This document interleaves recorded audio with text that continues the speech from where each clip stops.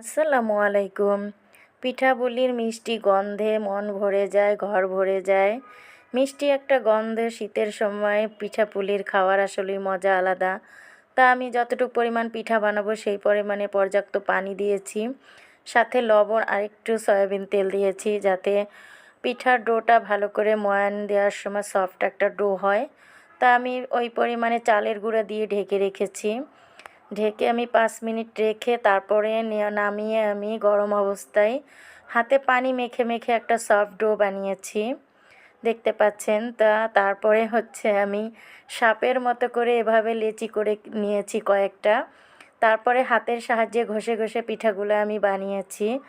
গ্রামের বাড়িতে মা, চাচি, ফুপুরা একসাথে পিঠা বানায়। আমি রাত 2টা পর্যন্ত একাই পিঠাগুলো বানিয়েছি।